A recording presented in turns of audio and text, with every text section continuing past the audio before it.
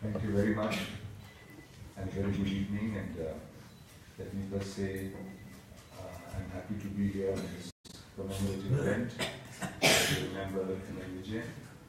Let me also say how gratified I am to see some very old, illustrious, and very, very dear friends here in the I think it's important to, in placing Vijayan in our contemporary understanding of what he stands for, stood for, and continues to represent. To me personally, to remember that he was a critic of the left, from the left. Vijayan was nothing if he was not of the left and from the left. It is true that he had differences of opinion, sharp, and they led to consequences, some of which were described here. It is also perhaps true that the reaction to his dissent, you might call it that, would have been mellower in retrospect, would have been different. But we are at a juncture where I think it's important to recall that the vibrancy that he gave the discourse of the left in Kerala, the contribution that he made in terms of a deeper critical understanding of what Marxism stands for, will to many of us be his enduring contribution. He was a professor at New College in Chennai. He also comes from my part of Kerala, Kodunallur. I have interacted with him casually a few times, so I can't claim to know him very well.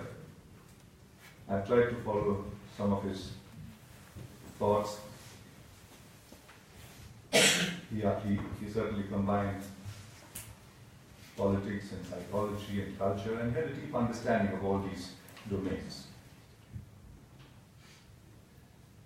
He was a,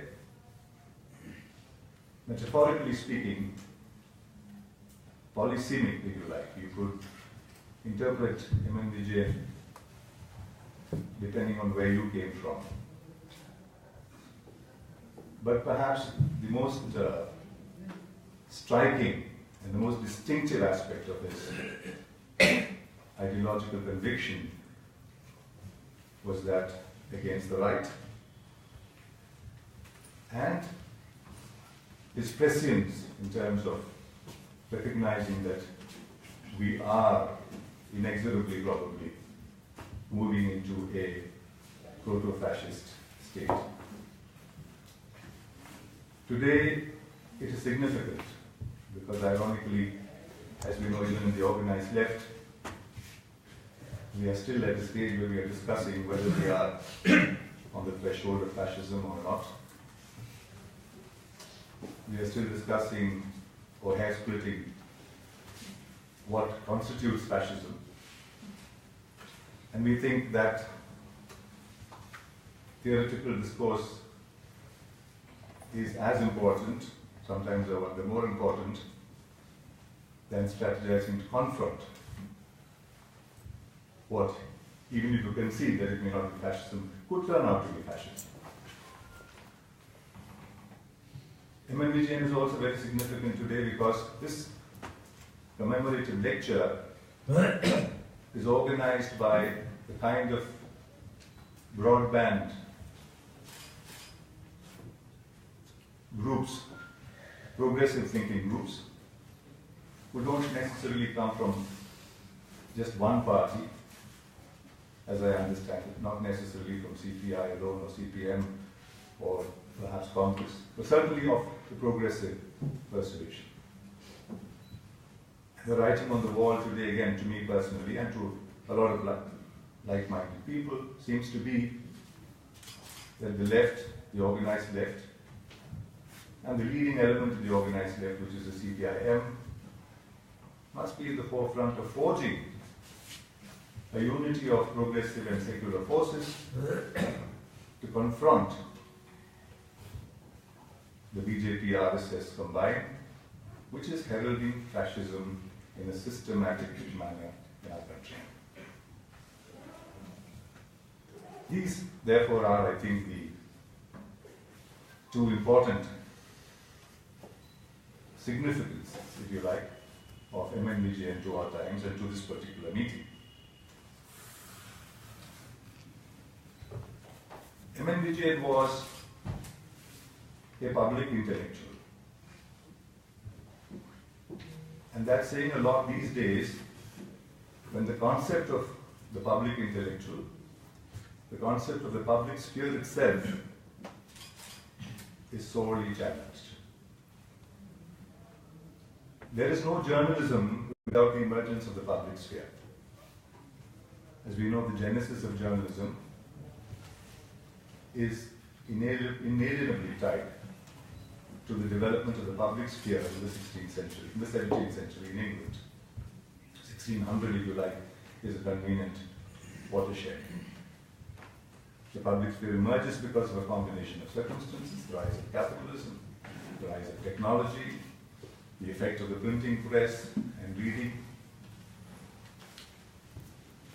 And much later in 1962, Jung and Habermas theorizes the concept of the public sphere, where he characterizes the public sphere as a sphere where there is entry without restriction. In other words, it's inclusive. There is no hierarchy. In other words, it's a flat land. There is an element of anonymity, in the sense that you are not in trouble because of who you are, among some other characteristics. And if you look at the media in the contemporary public sphere, particularly digital media, because everything has moved into the digital realm, these are the characteristics of digitization. That it does away with hierarchy, that it allows a flat, non-linear setting, that it allows for inclusiveness, it allows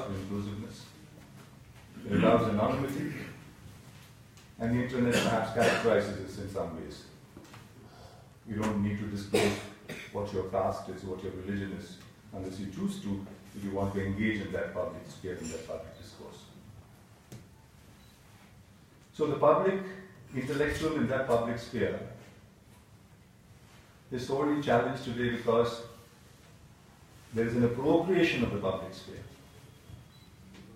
And what we have traditionally understood as a public intellectual has been displaced by a new set of people who could be characterized as thought leaders. In fact, that's the term used, the public intellectual being displaced by the thought leader, who in our context are largely constituted or made up of, comprised of government, film stars, maybe sports stars, period. So whether it's demonetization or India's balance of payments position or a cultural issue, these are the people who will give their opinion. And this is the opinion that is reflected in the media. It could be a Shri Shri, it could be a Jaggi Vasudev, it could be Baba Ramdev, or it could be any of those godmen or godwomen, or it could be the film stars. But the public intellectual is almost absent. And therefore, the public sphere that is evolving with these replacements of the public intellectual, with these thought leaders, is naturally a different kind of space, where you have the hegemony of a different kind of thought process, a different kind of discourse. And in the conjunction of history that we are at, it becomes easy for a party like the BJP, instigated by the RSS, to use religion as a tool of mass mobilization in this public sphere. So this erosion, this takeover, this appropriation of the public sphere by this stark rightist ideology is the big challenge, is a very big challenge of our times. The media being a derivative of the public sphere. That's how the media evolved. In the 17th century, the media evolves as a result of the public sphere because of reading, initially because of the Protestant Revolution, because there's a splurge in reading, and then soon after that, 10 years after that, because of the Counter-Reformation, because another splurge in reading. And then you find the initial, shall we say, journalistic organs or magazines being published, initially written in hand, and then because already Caxton Press and Gutenberg is already over, the revolution is over, you find them being printed and distributed. That's another story, but I'm just trying to show the strong interlink between what we call the public sphere and the media, or as we understand, news media. It's important to understand that link because when the public sphere is compromised, the media is naturally compromised. The media can only reflect that public sphere. And therefore you find that in the Indian context, there's this acute kind of conjunction or conjuncture where the media has been literally hijacked because of the way the public sphere has been skewed. Before I proceed any further, I'd like to put this in context by understanding why we need to look at this whole idea of media in the times of intolerance. The media, Umberto Eco, the Italian philosopher, in fact, put it rather succinctly. He said in a democracy, and when he says a democracy by definition qualifies to be one if there is a free media in that democracy. Because you can call any elected, representative, elective system a democracy, but that would be a lame duck democracy. It becomes a democracy, a fulsome democracy, a meaningful democracy, when you can say democracy in one breath and a free media in the next. We have democracies all around us. We have a democracy in Singapore. We have democracies in other Southeast Asian countries and other South Asian countries, which are apologies for the term because there is no free media there. India continues to be, in spite of the huge threat this free media concept is facing here, a democracy in the full sense of that term, because there is a free and freewheeling media which complements and which justifies that democracy. So Umberto Eco says, in a democracy of that kind, where you have the executive, the legislature, the judiciary, and the fourth pillar of democracy, which is the media, the press, while the executive, the legislature, and the judiciary are accountable to the people, institutionally or constitutionally prescribed, the executive is accountable to the people, to the legislature both at the center and the state parliament and the state legislatures are accountable because you have to go every 5 years and seek your mandate again. Even the judiciary is accountable because you can notionally impeach a judge of High Court or Supreme Court with 2/3 majority in both houses of parliament, and we came close to doing that a few times. But we didn't because then you would have dragged the pen and judiciary into the mud, and so better counsel prevailed, and also these were initiated in parliament, they were never actually logically followed through. So while the executive, the legislature, and the judiciary are accountable to the people, institutionally, as I said, or constitutionally, it is only the fourth pillar of democracy, the fourth estate, which is not so accountable or not so institutionally or constitutionally accountable. But Umberto Eco hastens to say, and indeed that is the way it should be. Because if the fourth estate, the fourth pillar of democracy, is to be made institutionally or constitutionally accountable, it will have to be one of the other three pillars which will have to oversee that, to implement that. And then that democracy, that press can no longer be called free. It will have to be called a qualified press, a regulated press. So the advocates of external regulation of the media, I think, need to understand that external regulation of the media means a channeled media, a chained media. It's not a free media. External regulation of the free media would be a contradiction in terms. And therefore, Eco further argues that the only way the media can develop a system of self-rectification, of checks and balances within itself, is by self-regulation, by putting itself at the dock every once in a while, and asking of itself whether it is doing just by those who have given it this high constitutional or moral ground. And in the Indian context, we don't have a high constitutional ground, really speaking. It's only a high moral ground, which is derivative. As we know, unlike the American Constitution or the US Constitution in India, there is no freedom of the press as a specific concept prescribed in the Constitution. It is derivative of the freedom of expression, freedom of movement, freedom to practice any profession, enshrined in the Article 19(1)(a) and (g) of the Constitution, Fundamental Rights Chapter. Whereas in the United States, the First Amendment to the US Constitution specifically states that Congress shall make no laws which abridge the freedom of the press. So ours is a derivative power. And subsequent court judgments have raised this moral stature of the press, have given it very high moral ground, institutional ground, if you like. And the recent Supreme Court judgment, in fact, celebrates that. It becomes the pinnacle of that assertion by reading the right to privacy as a fundamental right.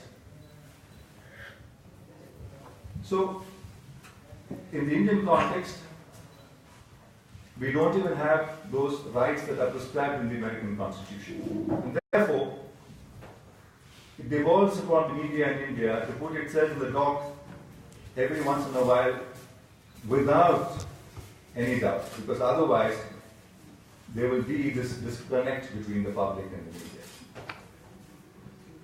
And one of the disturbing, disquieting facets of journalism in recent times, the news media in recent times in India, recent times it means several years now, is this growing disconnect.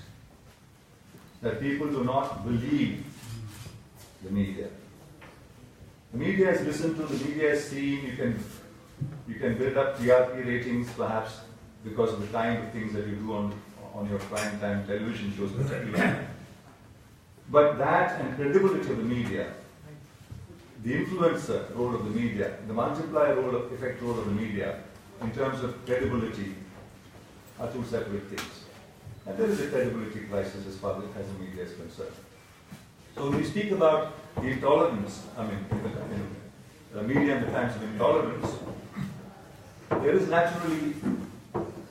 there are two sides to the coin. One is the intolerance that the media faces from an authoritative, from an aggressive, from an aggrandizing, from a ruthless state, which is fairly acute today. I don't even have to belabor the point. After the death of Gauri Lankesh, after the killing of Gauri Lankesh, after the killing of another young journalist in Agartala,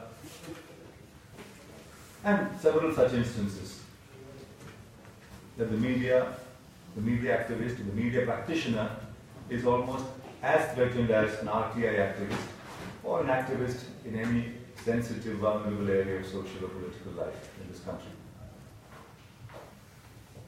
So there is that threat to the media.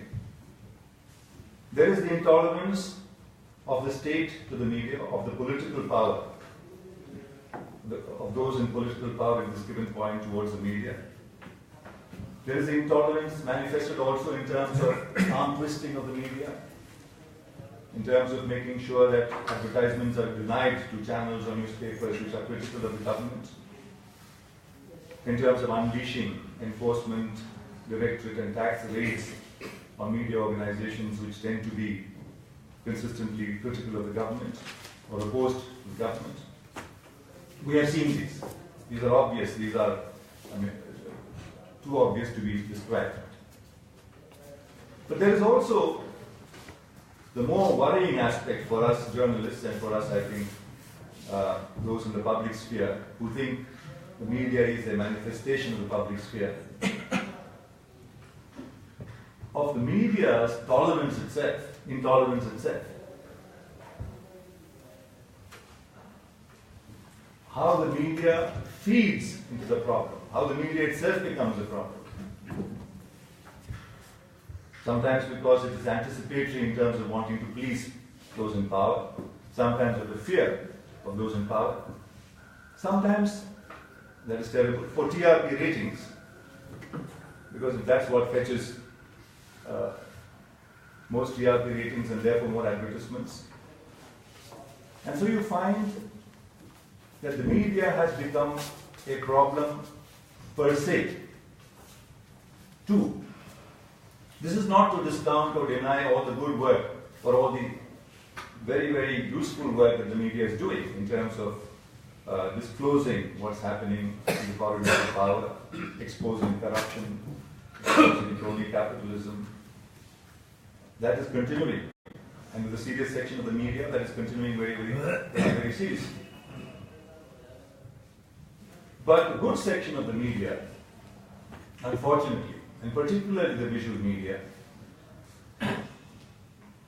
seem to have laid themselves supine before those in power today.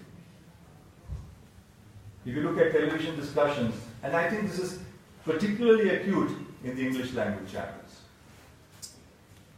In the Indian regional language channels, I think there's a far healthier democratic exercise. There is less cronyism, there is less supineness, there is less of backbonelessness, if you like. In the English language channels on prime time, we have seen how this works. How the concept of speaking truth to power is stood on its head. And it's like speaking power to truth. If somebody comes and says something which is truthful, but which is inconvenient, you bulldoze it with the power of the media, with the fact of your being the anchor of the show, with the fact that you can switch off his mic, with the fact that you can cut off his time, with the fact that you can marshal 25 others against his one voice, with the fact that you can ask him in extremis to leave the studio. So you have and I think this is a misuse of the responsibility of the media. This is a misuse of the power of the media. And we are seeing it happening day in day out. I often wonder why the BJP bothers to send spokespersons for these discussions anymore. Because the anchor is the main spokesperson. But you have one more. The spokesperson is nowhere near the anchor in terms of his power of locution and in terms of the kind of fulmination that he brings to bear on anyone who as much as questions anything the government has done. So I think it is a new law, in fact, in terms of the exercise of the power of responsibility of the media, which some of these very influential channels have set as a bad example.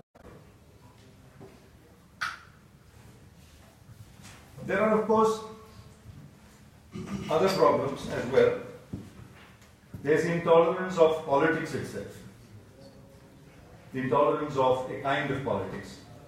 And that comes from the fact that when Hebama spoke about the public sphere, and he speaks later about how that concept of the inclusive, equalizing, freewheeling public sphere is being replaced by being taken over by multinational corporations, by the big corporations.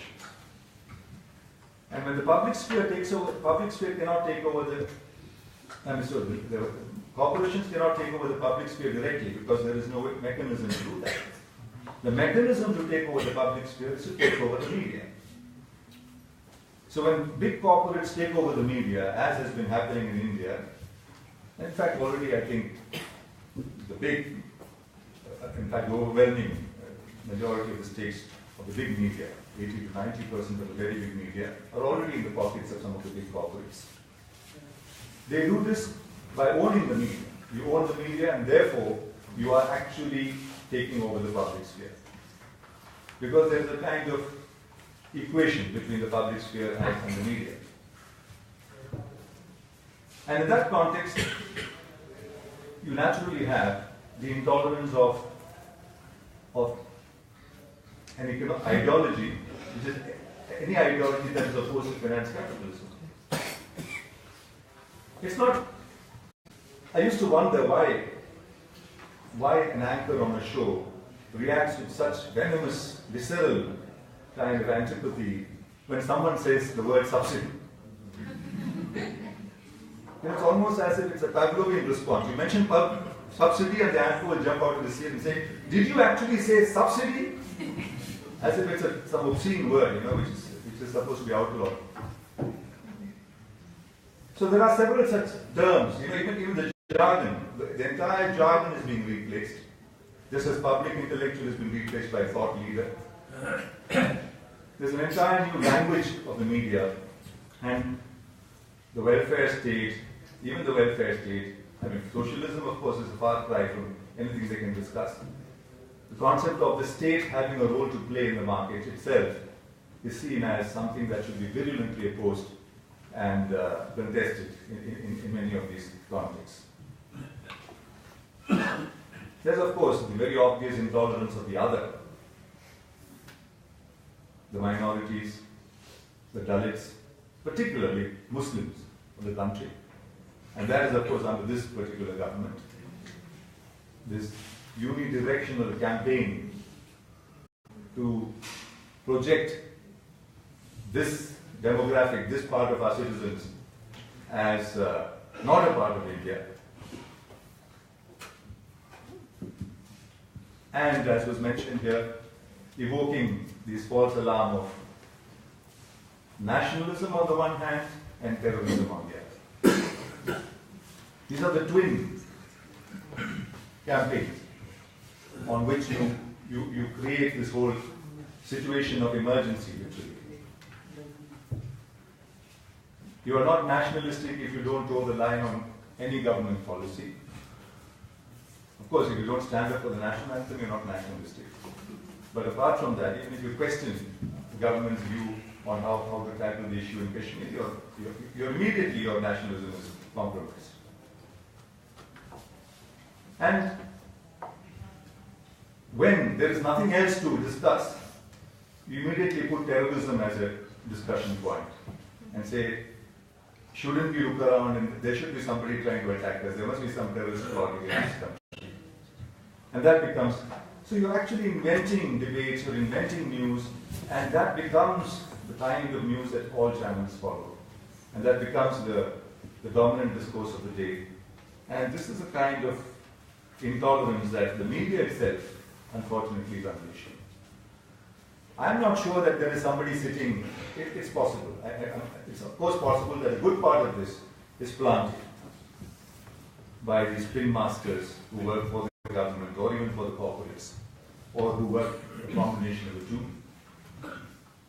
One of the peculiar characteristics of current day politics is that the corporate and politics are intertwined. And that happened in 1991-92 when Manmohan Singh became the Prime Minister. I think that reached a phase where for the first time we said he's the CEO of the country, if you remember. He was the Prime Minister who was also the CEO of the country. It's not strange that parallelly in the news world, in journalism, editors are becoming CEOs of the organization also. Because the owner said, you want freedom of expression, you want to write what you like, you want to write strong editorials, go ahead. But you also be the CEO and make sure that the bottom lines are fine. Make sure the advertisements are coming. So the so-called bamboo wall, or wall between advertising and editorial, had collapsed by then. And so you find a series of well-known editors who are also CEOs of the company. And therefore there was conflict of interest written large in that whole role.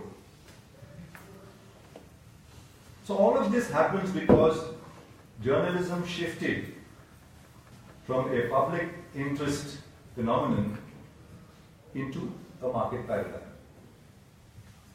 And this is the only way a journalism that is embraced by the market, that is sold itself to the market, can behave. This, I think, is the reason. So when we talk about intolerance in the media, it's not just intolerance against minorities. Of course, that's very acute, that's very strong, and that's very, very divisive, polarizing, if that's what you want.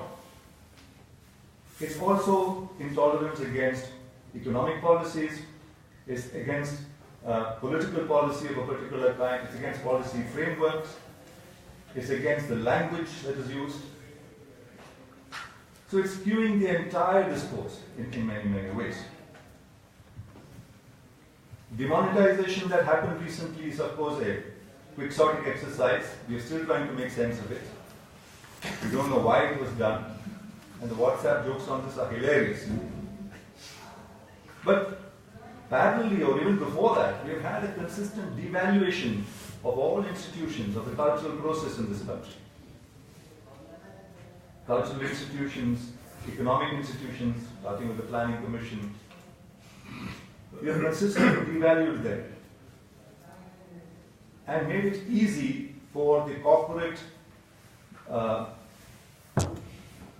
political nexus to assert itself without any sense of rivalry, without any stumbling blocks. So these are the kinds of challenges, the kinds of intolerance that we live in. Nationalism, the way nationalism is touted, is, I think, the most insulting manner in which intolerance is demonstrated on the media. For any Indian citizen, it must be a matter of shame to be told after 70 years of independence, or to be asked whether you're nationalist. We had this edifying spectacle the other day of a spokesperson of the BJP who was taunting a Maulana. I think someone was sitting next to him to sing Vande Mataram, who very cleverly, I thought, suggested that he lead, and he try and follow. And the man didn't know the words of the tune. So this is just hypocrisy. And there is a big difference between being a nationalist and being a patriot. Nationalism is actually a suspect term, as we know, in the German context. But nationalism is important, is an important terminology to promote for those in power today, because that's where you trip up. Nationalism connotes authoritarianism. It connotes a particular appropriation of culture. It promotes a concept of diluting differences before what is told to you. Whereas patriotism doesn't. I think it's significant that the communists who fought against the fascists were always called patriots. I mean, they were, even in movies actually, you find that they are depicted as patriots. So this is the kind of insult that we have to face after 70 years of independence. And that's, I think, peculiarly terrible for us and for our times. The media becomes even more intolerant in a more conceptual sense, because its representative function is going through a metamorphosis whereby the represented is becoming the real. Media is supposed to represent the world to us, right? That's the commonsensical and certainly the functional role of media. It represents the world to us, so that we understand our context better, we understand the world better, we know what's happening around us. But when the represented becomes the real, when the represented is the only that is available, and you are losing your capacity to recognize the real because the represented is always intervening, and in that process of erosion, eventually you arrive at a point that you only can proceed with the represented. You become dependent. It's almost like some drug that you can't recognize the world other than through the represented. the media has reached a kind of hegemonic situation in the Indian context. It is a kind of hegemony. Certainly in the Gramscian sense, it is a strong hegemonic, powerful force. And it's arrived at that particularly with modern day technology and with globalization and the shrinking of the world because of our dependence on the media to represent the world to us. This representative role of the media makes for a tyranny of the media, literally speaking. It's paradox that I, as a media practitioner, must talk about something called the tyranny of the media because you find its manifestations in the way the media is playing out. If you step out of this meeting after this meeting is over and see something happening, I suspect you will not have the guts to say it happened unless you see it on television when you go home. Because we are so conditioned by the media that we are slowly losing our ability to recognize bare truths which we can witness for ourselves. Or even if you saw a murder taking place and on television they discussed it ad nauseum and proved that a murder didn't take place, you would naturally believe that. You would probably think maybe what you saw was wrong. That is the power of representation. And that power is at its arrogant worst today. It's flaunting. The media is flaunting that representative power. And therefore it can be intolerant of anything because you know that if it is not on television, it hasn't happened. If it hasn't come on television, it hasn't happened. This representative role of the media, of course, is something that Feuerbach wrote about, Heidegger wrote about, and Marx, I think Marx's, understanding of religion and its exploration of religion, in that Feuerbach played a very big role, as we know. Feuerbach, in fact, speaks about how, in his essence of Christianity, how the Eucharist in the church is a representation of this, is an example of this representative power of the church there. Where in the Eucharist you are given a wafer saying this is the body of Christ and some wine saying this is the blood of Christ. But it's only the priest who can give that to you. And therefore the church is establishing its representative power to represent God. That is what Protestantism in fact rebelled against that. They want to directly deal with God. The church, Catholic Church will say no. It's the papacy and the church which will be the mediator. Because if that representative role is gone, then the church collapses as an institution, as an edifice.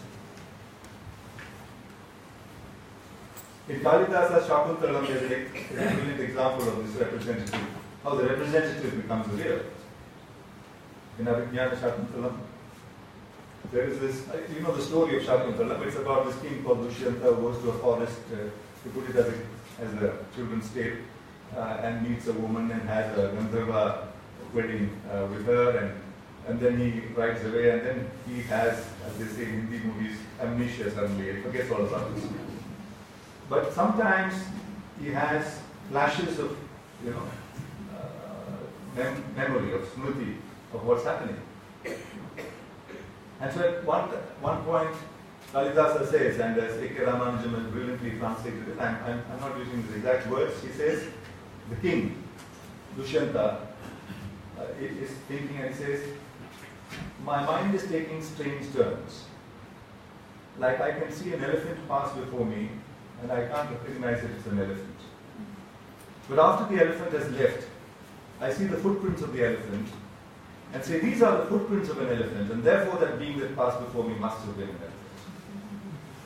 The inability to recognize, to cognize something that is before you. If there's an elephant in the room, you won't recognize it. But after it's left the room, you see the footprints and say, that must have been an elephant, because these are the footprints of an elephant. A.K. Ramanujan, in fact, elaborates on this and talks about, in the Indian tradition, he says there are 4 modes of cognition, which are pratyaksha, that which is obvious, that which is recognizable immediately, intuitively, pratyaksha. Anumana, that which is inferred, deduced. Aptavakya, the account of someone who was present. It's almost a reporter's story, and the role of the reporter in journalism. Aptavakya. Mahabharata is narrated to somebody by somebody who was there. He says, "Oh king, all this happened, all this happened." That is Aptavakya. And Smriti, because without memory or the cement of memory, none of this will make any sense. So Pratyaksha, Anumana, Aptavakya and Smriti. So in this instance, Dushyanta needs the cognitive capability of Anumana to recognize Pratyaksha. Our media is a bit like that. You need the representative role of the media to tell you what you could otherwise recognize as obvious. Demonetization has affected the lives of the majority of the people in this country in a very direct and real and scary sense. And yet, because of the spin and spin and spin in the media, and because of what people are saying again and again and again from the government, because of the spin masters and their overtime, even we begin to wonder, maybe it did some good to some people. Who are those people? You can't see them in real life. It's only through television and the media that you know there's some such absolutely beneficiaries of demonetization. So that is really the way it goes.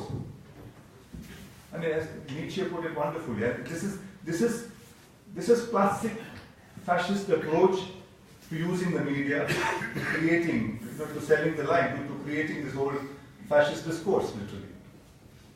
The history of truth, said Nietzsche, is the history of the longest lasting lie. If you say a lie long enough and well enough and unrelentingly enough, it becomes a truth.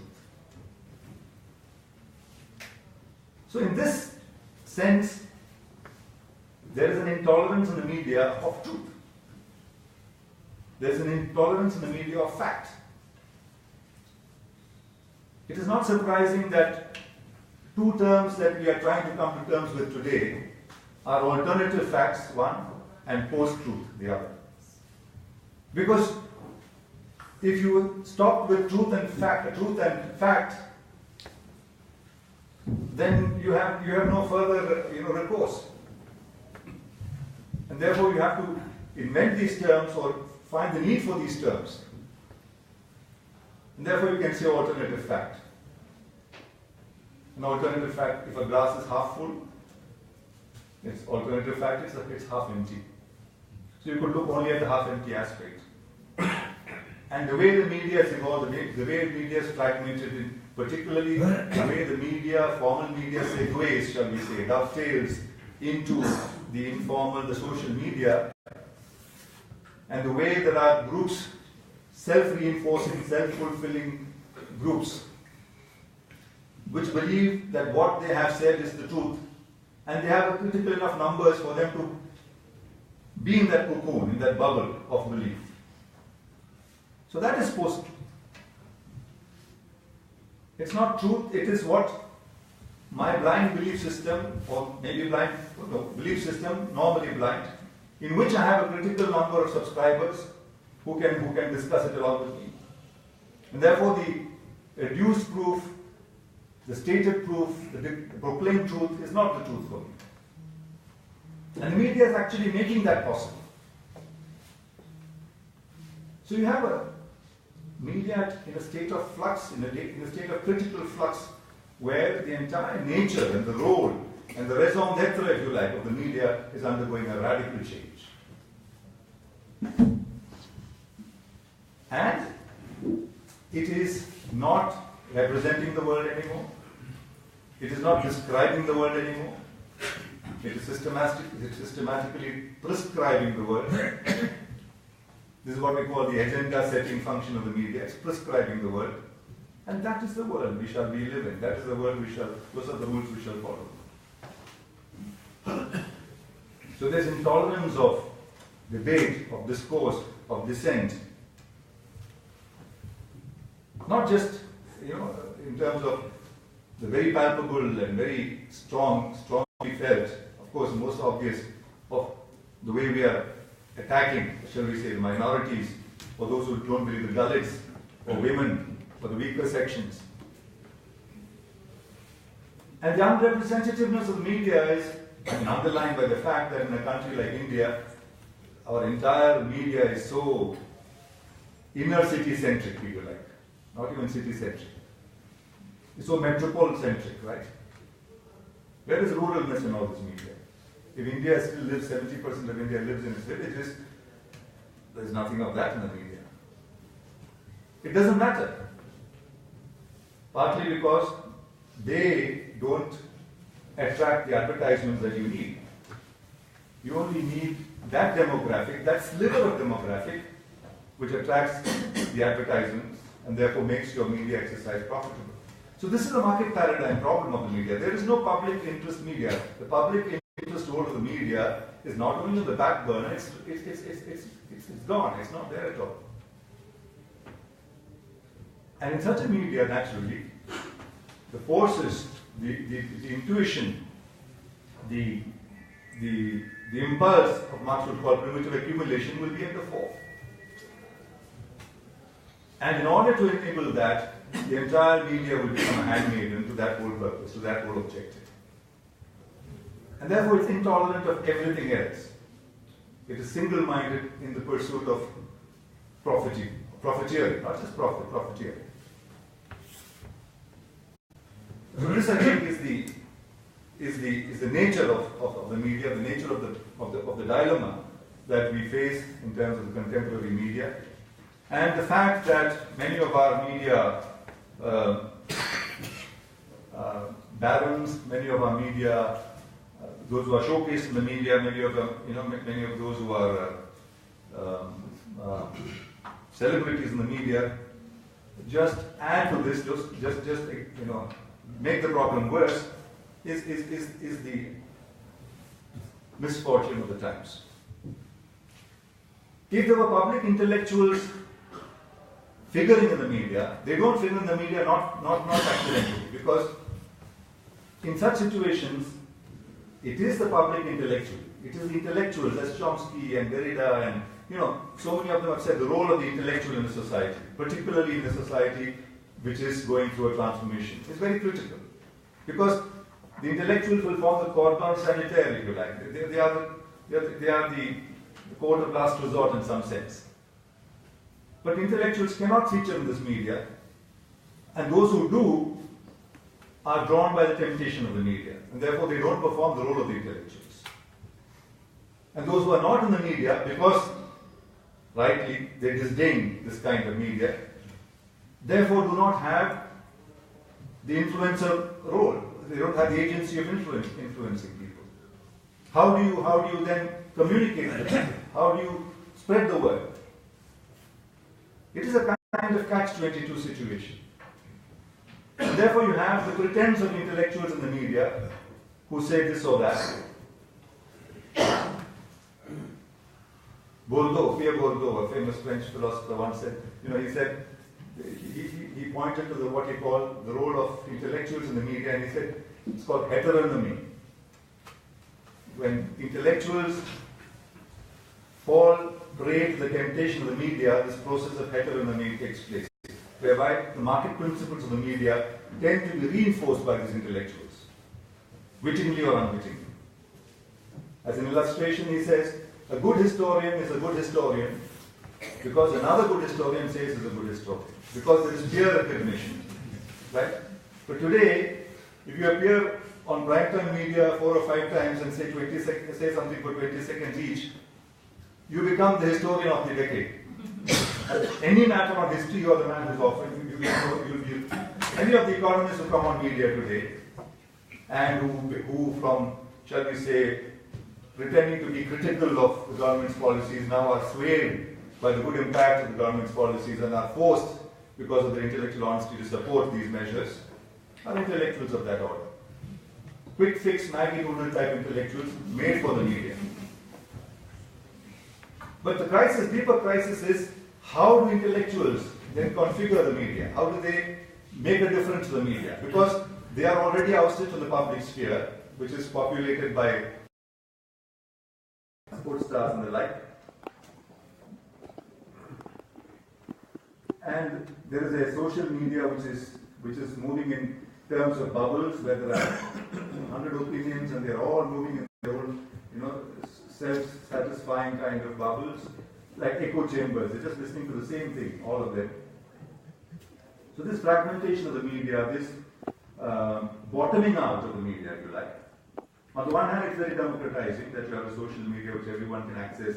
So you are also news. Today, of course, news is not produced by people sitting in media organizations. All of them are actually monitoring social media. And I'm not joking. You look at any news organization, they're monitoring both the television screen and the social media. Television screen is also monitoring social media and finding something. So finally, 70 to 80% of your news is actually from social media. The problem is, if they don't verify it strongly enough, they're also putting out all kinds of silly stories. So this, I think, is a peculiarly structural problem of the media. The idea of a free marketplace of ideas that Justice Holt in the United States, taken from John Milton's Aeropagitica, that the so-called concept of self-writing principle, that if there's a kind of collision of ideas in the marketplace that will all even out, and therefore there'll be great democracy happening, is obviously not true. It's not the way it's going. And therefore, I think we have a crisis on our hands, and in my view, what we need to do, I'll just conclude by saying this, is to go back to the principle that the media is a public interest phenomenon.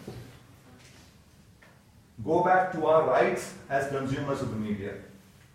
And if in the market paradigm, those of us who consume the media are to be only consumers, then we should say, give us at least the rights of a consumer.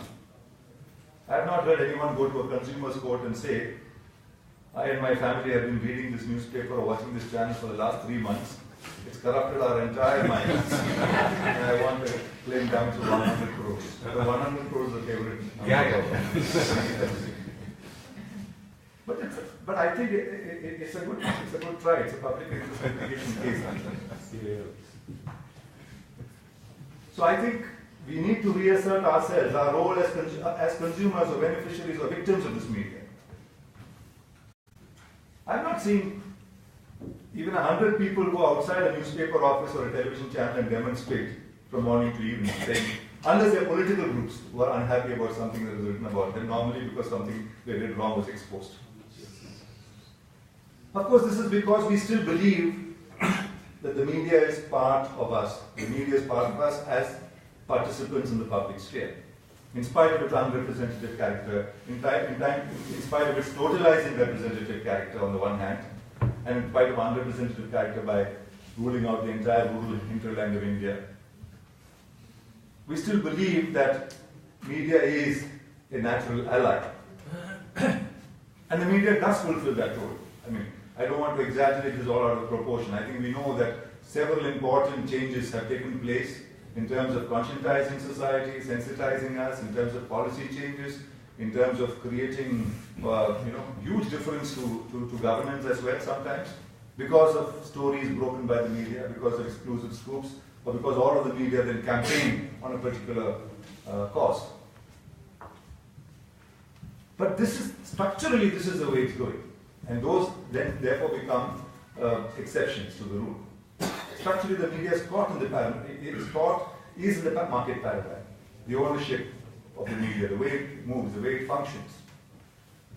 And therefore we have to go back to assert our rights as those who are affected by the media, those who are consuming the media. And today, you can't say we'll stay away from the media, because in the emerging media ecology, whether we like it or not, we are all part of it. Willy-nilly we are drawn into it. Willy-nilly we are players in this game. I think it's important also to conclude on the note that there is an alternative model of the media. And it may come to us as a surprise to some of us that alternative model was elucidated as far back as the 19th century by Karl Marx himself. It's a funny thing to say, because we normally associate socialist societies with absence of free media. It's true that that developed on that trajectory. The causes of that, the reasons for that are quite something, probably another lecture we can go into. But the fact is that, at least if the early Marx was heeded, Marx before the epistemological break of 1845 and all that he wrote about the media, if Marx, who wrote as the European chief of bureau of the New York Tribune, if he were heeded, the Marx who was the editor of the Rheinische Zeitung and the Sudetenrheinische Zeitung in Prussia was heeded, who then had to flee Prussia because of articles he wrote against the state, against the government, flee to Paris and then come to England, was heeded. So incidentally, the office of the Rheinische Zeitung that he first meets Engels, because Engels used to write for that paper, and that's how they meet first. He speaks eloquently, he's written eloquently about the media. Apart from the fact he's written as a correspondent of the New York Tribune, hundreds and hundreds of articles, all of which come together in his, those are his initial understanding of the world, his initial exploration of the world, which come together in his Das Kapital, or even before that, even in the manifesto of the Communist Party. Even in that slim book, you find the reflection of these, although there are no names or places, but those philosophies are distilled in that. And he speaks eloquently about the freedom of the media and the need for a model of the media. Marx, contrary to what we might intuitively think, or those who tend to think, associate socialism with lack of freedom of media, spoke eloquently and at length about the freedom of the press. He castigated censorship in no uncertain terms. He said censorship can never be legal in the ethical sense of the term, even if it is a law. Censorship can never be legal, even if it is a law, just as slavery, which was in practice at this time, can never be legal, even if it is a law. This is what he said. So he was very unequivocal about it. And he writes I'm not able to remember his exact words, but he writes in eloquent terms, reams and reams about the importance of the freedom of the press. And he also speaks about the need for public, accountable, what he calls folk press, people's press, because that is the press. Not the press which should be run by commercial interests, not the press which concentrates on exchange value, but the press which concentrates on user value. This is natural resources. He sees the press as very, very rudimentary and intrinsic to the human being. So we have to, I think, initiate a media reform movement in this country. Because this is too much entwined with our lives for us to say, this is not our business. The media is part of our life, it's part of our business, it's part of our daily activity in many ways. And of the future generations. And of the millennial generation, they're already probably stepping into it without any of these forewords or any of these, glimpses of what it's supposed to be. Probably they'll say this is the given and this is what it's supposed to be.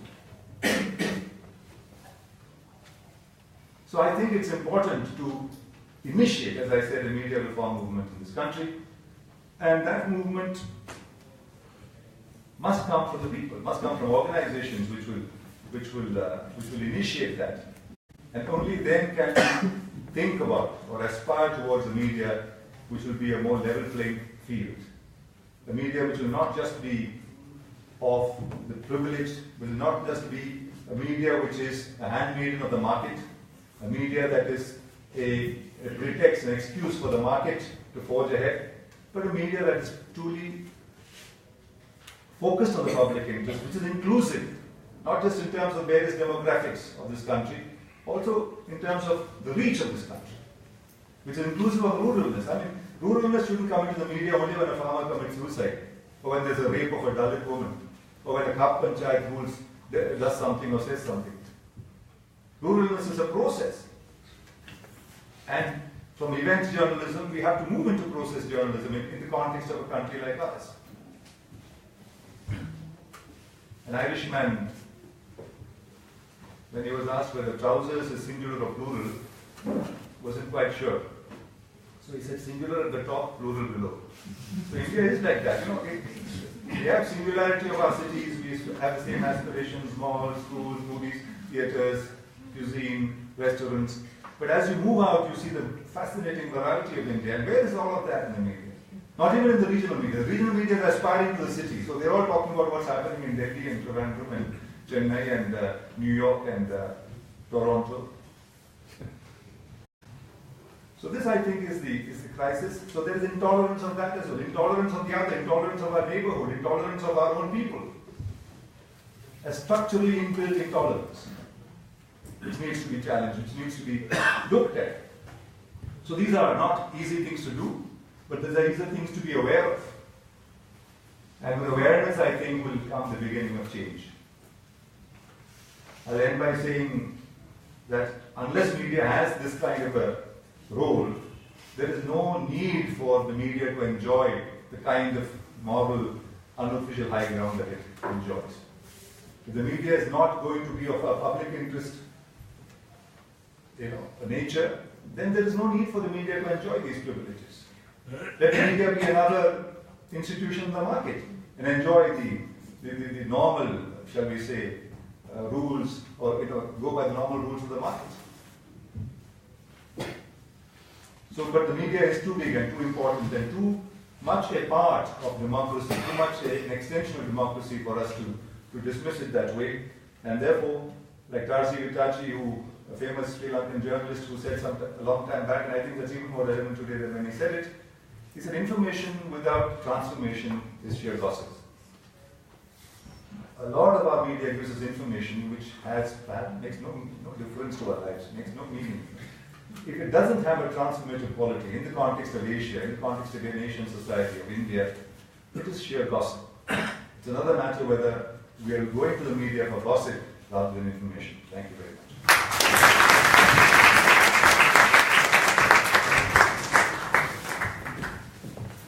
We can have a short interact session right now if any of you wish to ask questions.